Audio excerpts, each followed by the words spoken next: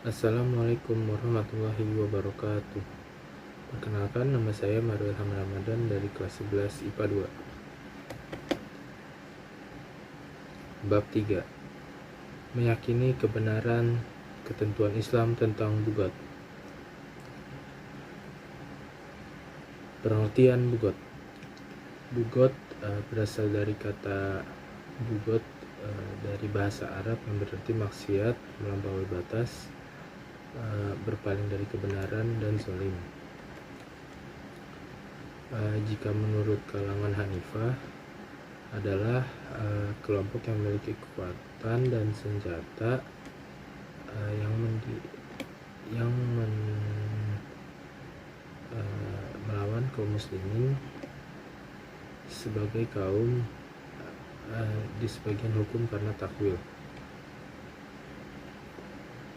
Menurut Makiyah, bugot adalah kelompok yang berperang karena takwil. Jadi dapat disimpulkan bahwa bugot adalah sekelompok orang yang menentang pemerintah yang sah dengan cara melawan hukum untuk menggulingkan pemerintah tersebut. Selanjutnya, hukum bugot. Perbuatan bugot sangat merugikan bangsa dan negara. Oleh sebab itu, pemerintah diharapkan tidak diganggu gugat. Hukum bugat adalah haram sesuai dengan firman Allah pada dalam surah Al-Hujurat ayat 9. Selanjutnya, unsur-unsur bugot.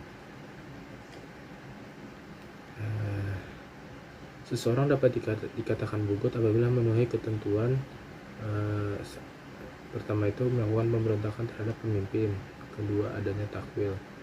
Takwil itu suatu yang dinilai tidak memiliki kesalahan pasti atau alasan tertentu yang memiliki nilai kebenaran.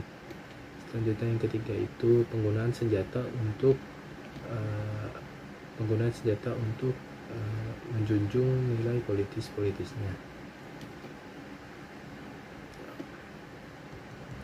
Lalu perbuatan disebut bugot memenuhi setidaknya 3 unsur. Pertama, pembangkangan terhadap kepala negara. Kedua, adanya niat yang melanggar hukum. Yang ketiga, adanya melakukan pemberontakan dengan kekuatan. Lalu ada kelompok-kelompok bugot. Dalam sejarah Islam, pertama itu ada orang-orang Yahudi Madinah yang melanggar konstitusi Madinah. Yang kedua itu orang-orang Islam yang tidak ingin membayar zakat pada masa pemerintahan Abu Bakar. Yang ketiga,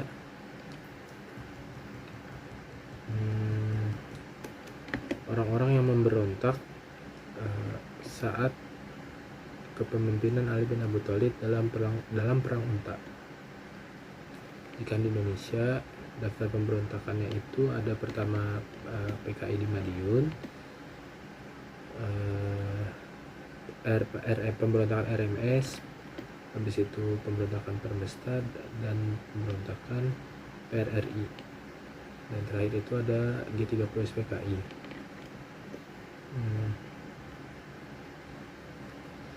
Lalu di negara-negara lain juga terdapat pemberontakan bugot, antara lain itu di Myanmar yaitu Rohingya. Yang kedua itu ada di Sri Lanka, yang ketiga ada di Yaman. Selanjutnya, tindakan hukum terhadap bugot dan hikmahnya. Hukuman bagi pelaku bugot adalah hukuman mati, sebab pemberontakan merupakan kejahatan yang menyebabkan kekacauan dan ketidaktenangan dan memberikan dampak kemunduran bagi masyarakat. Jadi Caranya itu dengan pendekatan dialog, dengan cara ajakan untuk kembali patuh kepada imam sebelum melakukan pemberontakan.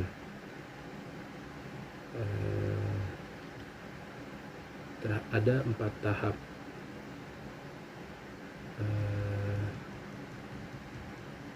Ada 4 tahap untuk para pelaku bugot kembali kepada khalifahnya. Pertama, adanya diadakan utusan kepala negara untuk mendiskusikan penyebab yang melakukan pemberontakan. Yang kedua, adanya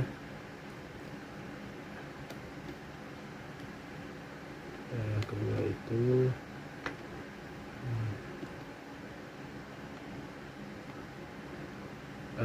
menasehati agar mereka kembali terhadap khalifahnya. Lalu yang ketiga itu memberikan ultimatum berupa akan diperangi. Yang keempat adalah memerangi sampai mereka sadar. Lalu hikmahnya itu pertama, orang akan menghindari tindakan kejahatan, membajak, dan merampok. Yang kedua, melindungi hak dan milik jiwa seseorang dengan aman. Yang ketiga, mendorong manusia memiliki harta dengan cara yang sah. Yang keempat, terwujudnya lingkungan yang aman. Yang kelima,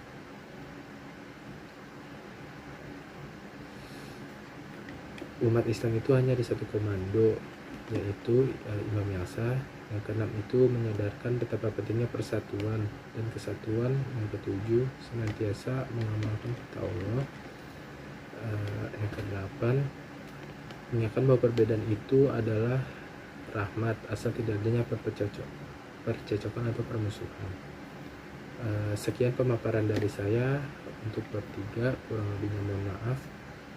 Wassalamualaikum warahmatullahi wabarakatuh.